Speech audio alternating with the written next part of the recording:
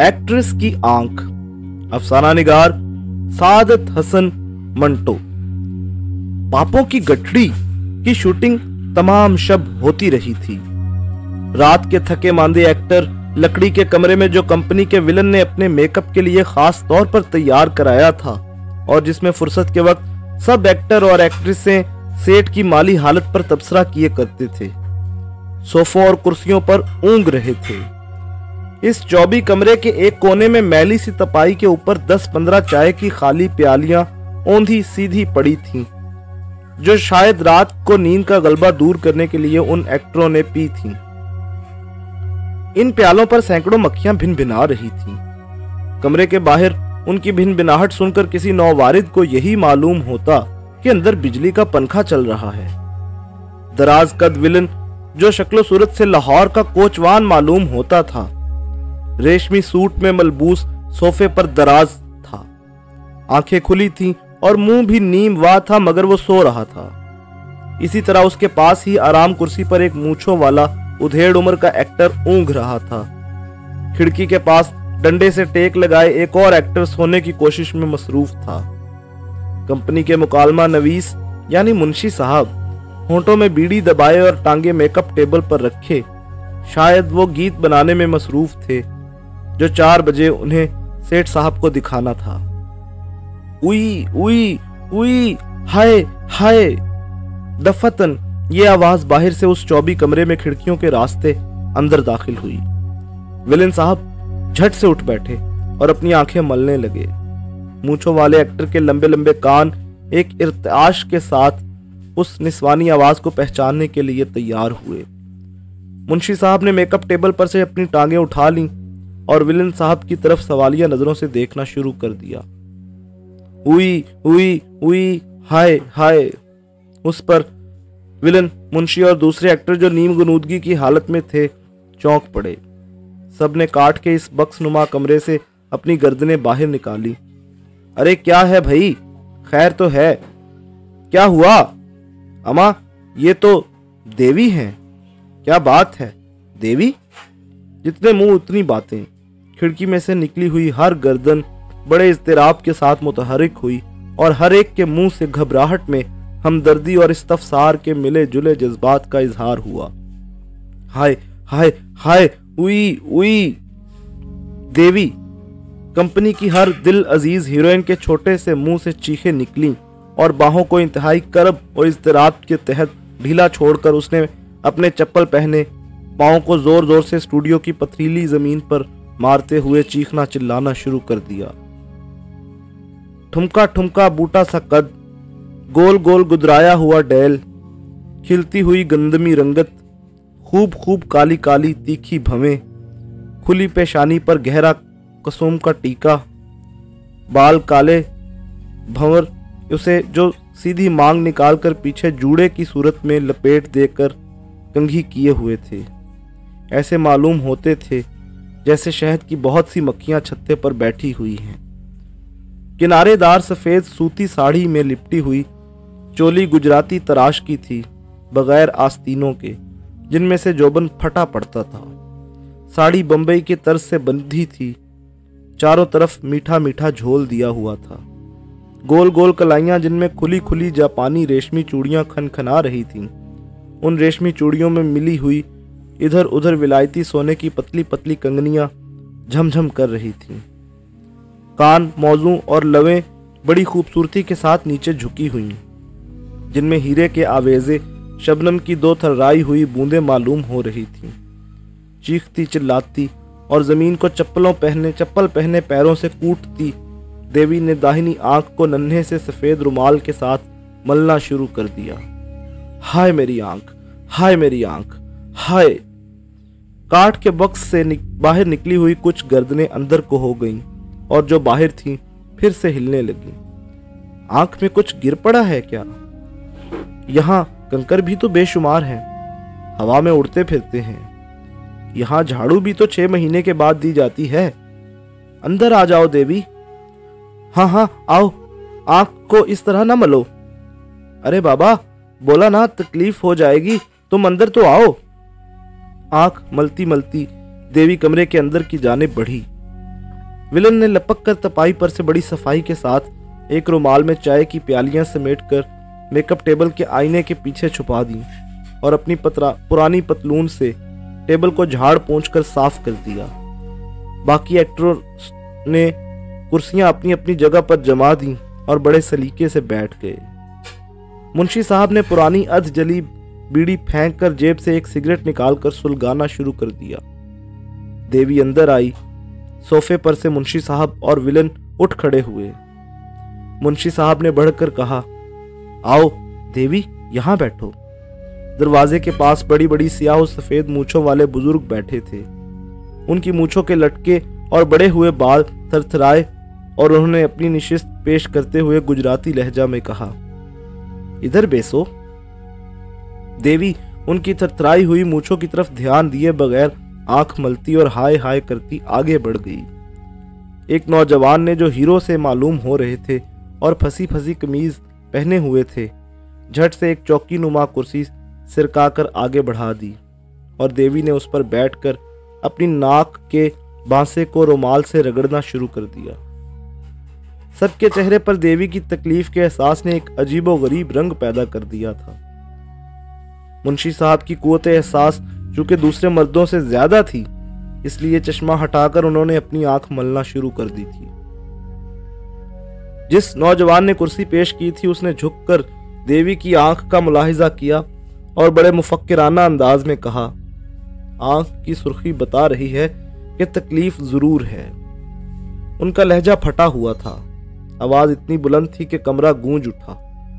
ये कहना था कि देवी ने और जोर जोर से चिल्लाना शुरू कर दिया और सफेद साड़ी में उसकी टांगे इज़्तिराब का बेपनाह मुजाहिरा करने लगी।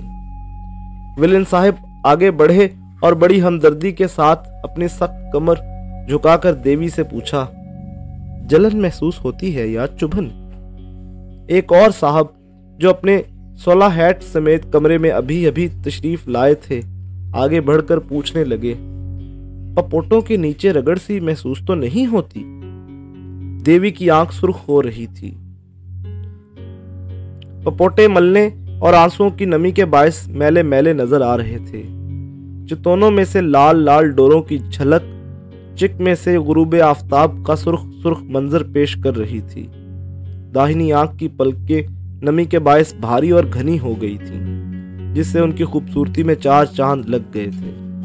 बाहें ढीली करके देवी ने दुखती आंख की पुतली नचाते हुए कहा, बड़ी तकलीफ होती है, हाय उई, और फिर से आंख को गीले रुमाल से मलना शुरू कर दिया। सियाह सफेद मूछों वाले साहब ने, जो कोने में बैठे थे, बुलंद आवाज में कहा, इस तरह ना रगड़ो, खाली पीली कोई और तकलीफ हो जाएगा। हाँ, अरे तुम फिर वही कर रही हो, फटी आवाज वाले नौजवान ने कहा। विलन, जो फौरन ही देवी की आंख को ठीक हालत में देखना चाहते थे, बिगड़ कर बोले, तुम सब बेकार बातें बना रहे हो। किसी से अभी तक ये भी नहीं हुआ कि दौड़कर डॉक्टर को बुला लाए। अपनी आंख में ये तकलीफ हो तो पता चले। ये कहकर उन्होंने मुड़कर खिड़की में से बाहर गर्दन निकाली और जोर जोर से पुकारना शुरू किया, अरे कोई है, गुलाब, गुलाब। जब उनकी आवाज सदा बसहरा साबित हुई तो उन्होंने गर्दन अंदर को कर ली और बुड़बुड़ाना शुरू कर दिया। खुदा जाने होटल वाले का ये छोकरा कहाँ गायब हो जाता है। पड़ा ऊँघ रहा होगा स्टूडियो में किसी तख्ते पर, मरदूद नाबकार। फिर फौरन ही दूर स्टूडियो की तरफ गुलाब को देखकर चिल्लाए, जो उंगलियों में चाय की प्यालियां लटकाए चला आ रहा था, अरे गुलाब, गुलाब। गुलाब भागता हुआ आया और खिड़की के सामने पहुंचकर ठहर गया। विलन साहब ने घबराते हुए लहजे में उससे कहा, देखो एक ग्लास में पानी लाओ, जल्दी से, भागो। गुलाब ने खड़े खड़े अंदर झांका, देखने के लिए कि यहाँ गड़बड़ क्या है। उस पर हीरो साहब ललकारे, अरे देखता क्या है, ला ना ग्लास में थोड़ा सा पानी, भाग के जा, भाग के। गुलाब सामने टीन की छत वाले होटल की तरफ रवाना हो गया। देवी की आंख में चुभन और भी ज्यादा बढ़ गई और उसकी बनारसी लंगड़े की क्यारी ऐसी नन्ही मुन्नी ठोड़ी रोते बच्चे की तरह कांपने लगी और वो उठकर दर्द की शिद्दत से कराहती हुई सोफे पर बैठ गई। दस्ती बटवे से माचिस की डिबिया के बराबर एक आईना निकालकर उसने अपनी दुखती आंख को देखना शुरू कर दिया। इतने में मुंशी साहब बोले, गुलाब से कह दिया होता पानी में थोड़ी सी बर्फ भी डालता लाए। हाँ हाँ, सर्द पानी अच्छा रहेगा। ये कहकर विलन साहब खिड़की में से गर्दन बाहर निकालकर चिल्लाए, गुलाब, अरे गुलाब, पानी में थोड़ी सी बर्फ छोड़ के लाना। इस दौरान में हीरो साहब जो कुछ सोच रहे थे कहने लगे, मैं बोलता हूं कि रुमाल को सांस की भाप से गर्म करो और उससे आंख को सेंक दो। क्यों दादा? एकदम ठीक रहेगा। स्याह सफेद मूंछों वाले साहब ने सर को इस बात में बड़े जोर से हिलाते हुए कहा।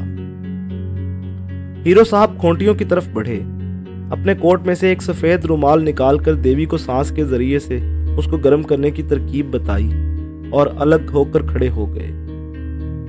देवी ने रुमाल ले लिया और उसे मुंह के पास ले जाकर गाल फुला फुला कर सांस की गर्मी पहुंचाई। आंख को टिकोर दी मगर कुछ अफाका नहीं हुआ। कुछ आराम आया? 16 हैट वाले साहब ने दरियाफ्त किया। देवी ने रोनी आवाज में जवाब दिया, नहीं नहीं, अभी नहीं निकला, मैं मर गई। इतने में गुलाब पानी का ग्लास लेकर आ गया। हीरो और विलन दौड़कर बढ़े और दोनों ने मिलकर देवी की आंख में पानी चुवाया। जब ग्लास का पानी आंख को गुसल देने में खत्म हो गया तो देवी फिर अपनी जगह पर बैठ गई और आंख झपकाने लगी। कुछ अफाका हुआ? अब तकलीफ तो नहीं है, कंकरी निकल गई होगी, बस थोड़ी देर के बाद आराम आ जाएगा। आंख धुल जाने पर पानी की ठंडक ने थोड़ी देर के लिए देवी की आंख में चुभन रफा कर दी, मगर फौरन ही फिर से उसने दर्द के मारे चिल्लाना शुरू कर दिया। क्या बात है? ये कहते हुए एक साहब बाहर से अंदर आए और दरवाजे के करीब खड़े होकर मामले की अहमियत को समझना शुरू कर दिया। नौवारिद कोहना साल होने के बावजूद चुस्त और चालाक मालूम होते थे। मूछें सफेद थीं जो बीड़ी के धुएं के बायस स्याही माइल जर्द रंगत इख्तियार कर चुकी थीं। उनके खड़े होने का अंदाज बता रहा था कि फौज में रह चुके हैं। स्याह रंग की टोपी सर पर जरा इस तरफ तिरछी पहने हुए थे। पतलून और कोट का कपड़ा मामूली और खाकिस्तरी रंग का था।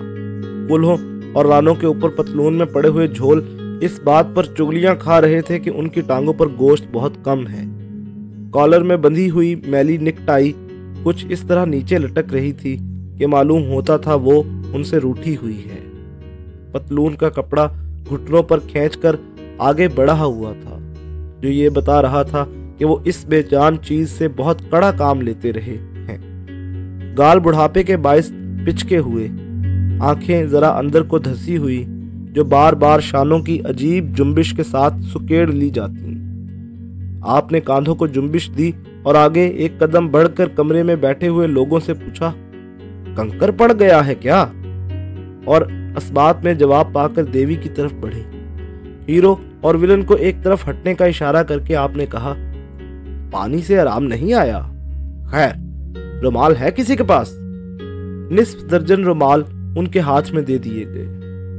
बड़े ड्रामाई अंदाज में आपने उन पेश करदा रुमालों में से एक मुंतखब किया और उसका एक किनारा पकड़कर देवी को आंख पर से हाथ हटा लेने का हुक्म दिया। जब देवी ने उनके हुक्म की तामील की तो उन्होंने जेब में से मदारी के से अंदाज में एक चर्मी बटवा निकाला और उसमें से अपना चश्मा निकालकर कमाल एहतियात से नाक पर चढ़ा लिया। फिर चश्मे के शीशों में से देवी की आंख का दूर ही से अकड़ कर मुआयना किया।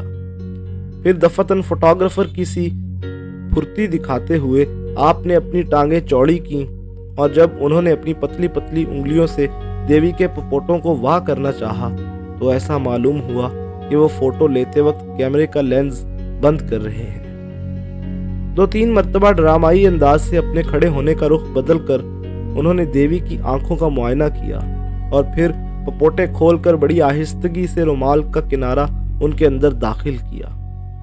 हाजरीन खामोशी से इस अमल को देखते रहे। 5 मिनट तक कमरे में कब्र की सी खामोशी तारी रही।